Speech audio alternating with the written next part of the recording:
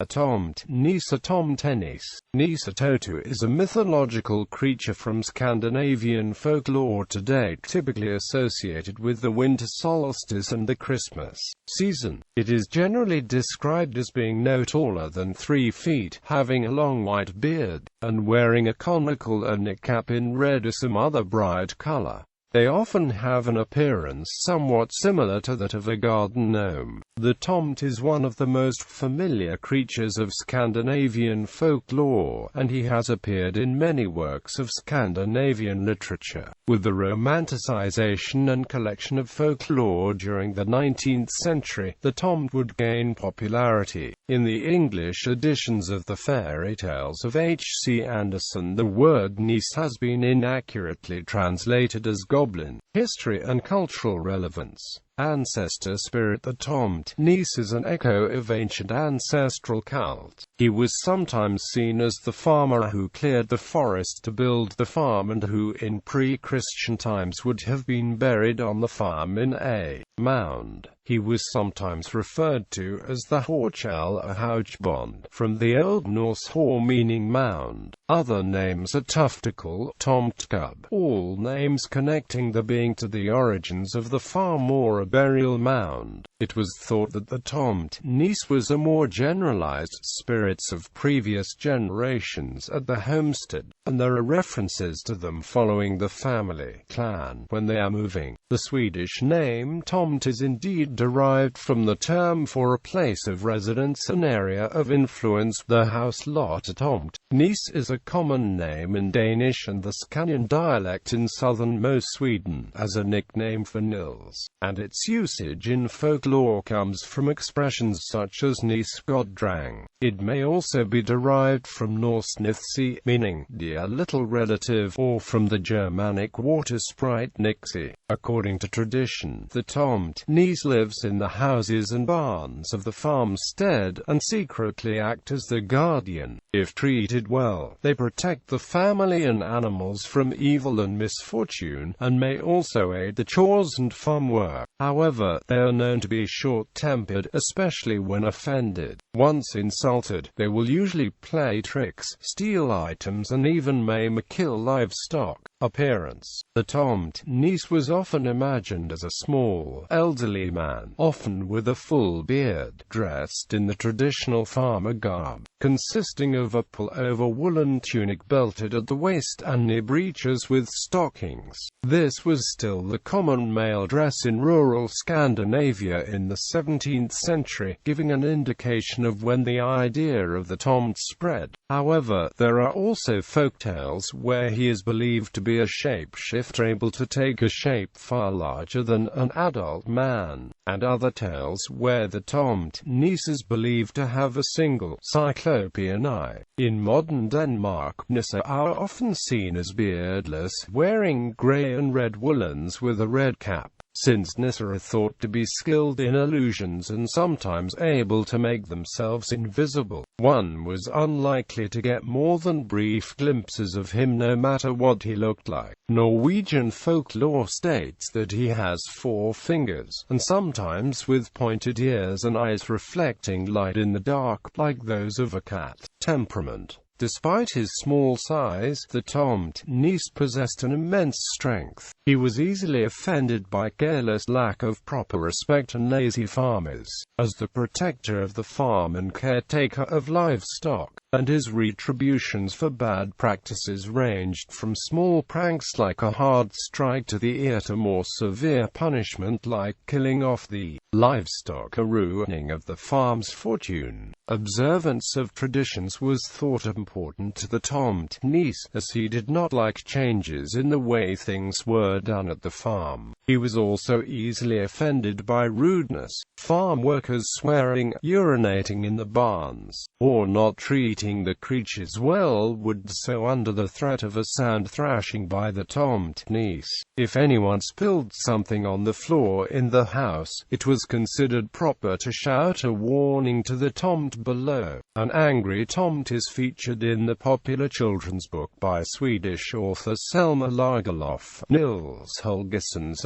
underbara resurgenums varia. The Tomte turns the naughty boy Nils into a Tomte in the beginning of the book, and Nils then travels across Sweden on the back of a goose. One was also required to please the spirit with gifts. A particular gift was a bowl of porridge on Christmas night. If the Tomte was not given his payment, he would leave the farmer house, or engage in mischief such as tying the cow's tails together in the barn, turning objects upside down, and breaking things.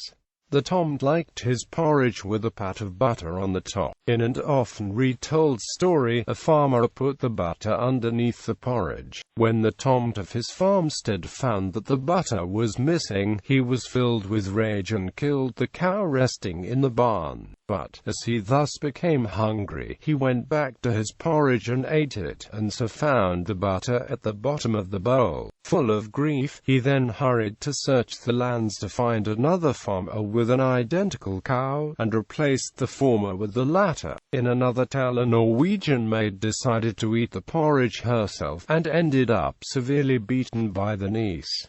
The being swore, "Have you eaten the porridge for the Tomte? You have to dance with him."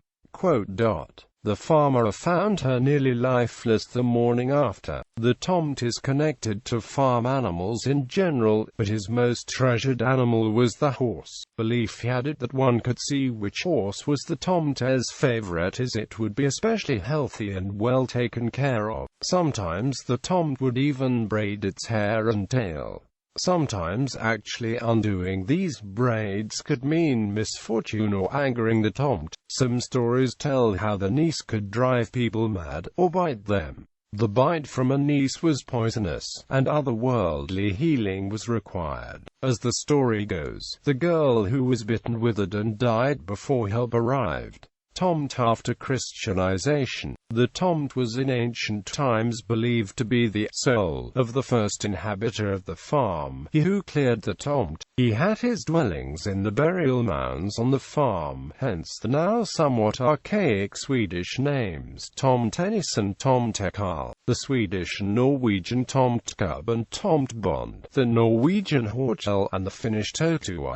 The Tomte was not always a popular figure, particularly during and after the Christianization of Scandinavia. Like most creatures of folklore, he would be seen as heathen and be demonized and connected to the devil. Farmers believing in the house Tomte could be seen as worshipping false gods or demons. In a famous 14th century decree, St. Birgitta warns against the worship of tomtegudi, Tomte gods. Folklore added other negative beliefs about the Tomte, such as that having a Tomte on the farm meant you put the fate of your soul at risk, or that you had to perform various non-Christian rites to lure a Tomte to your farm. The belief in a Tomte's tendency to bring riches to the farm by his unseen work could also be dragged into the conflicts between neighbors. If one farmer was doing far better for himself than the others, someone might say that it was because of him having a Tomte on the farm, doing ungodly work and stealing from the neighbors. These rumors could be very damaging for the farmer who found himself accused, much like accusations of witchcraft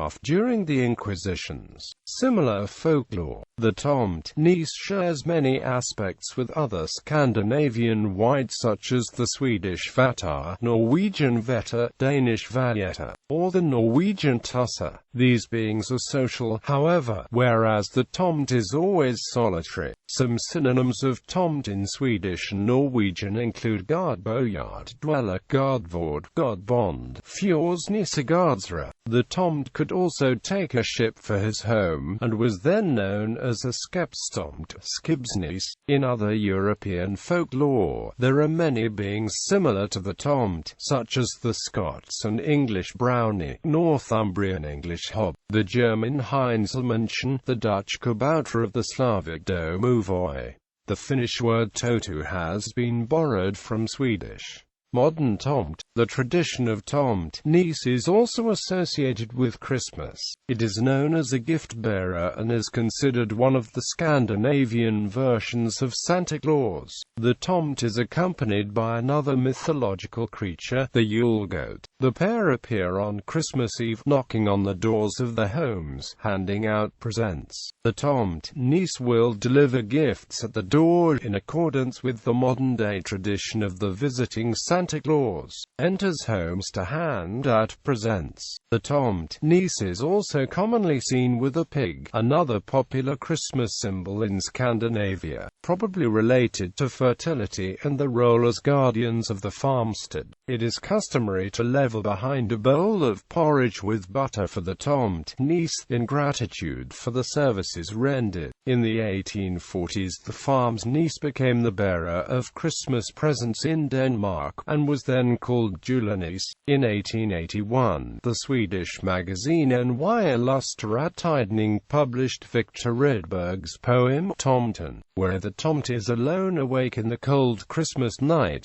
pondering the mysteries of life and death. This poem featured the first painting by Jenny Nystrom of this traditional Swedish mythical character, which she turned into the white-bearded, red-capped friendly figure associated with Christmas ever since. Shortly afterwards, and obviously influenced by the emerging Father Christmas traditions as well as the new Danish tradition, a variant of the tomtenisse called the jultomte in Sweden and julenisse in Norway started bringing the Christmas presents in Sweden and Norway, instead of the traditional julbok. Gradually, commercialism has made him look more and more like the American Santa Claus, but the Swedish jultomte, the Norwegian julenisse, the Danish julemande and the Finnish joulupukki still has features and traditions that are rooted in the local culture. He doesn't live on the North Pole, but perhaps in a forest nearby, or in Denmark he lives on Greenland, and in Finland he lives in Lapland. He doesn't come down the chimney at night,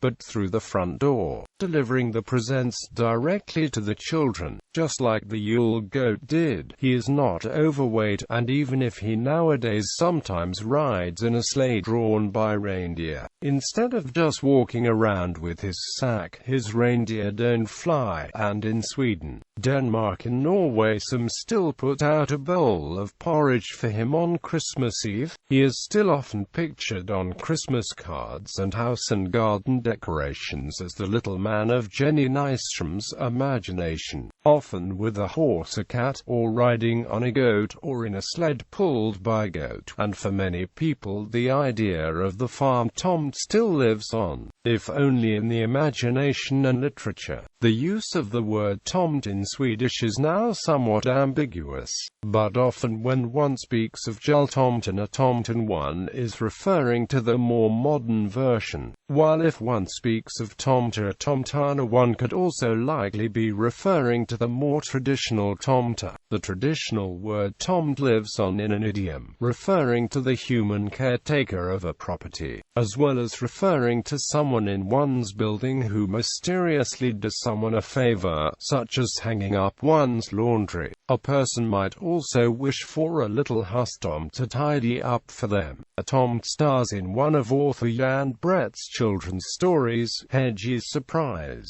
Tomtenisse often appear in Christmas calendar TV series and other modern fiction. In some versions the tomte are portrayed as very small, in others they are human-size. The tomte usually exist hidden from humans and are often able to use magic.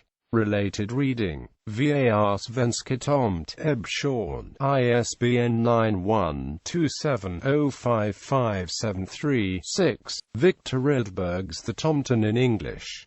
Nisse, Kierkegaard, concluding unscientific postscript, p. 40.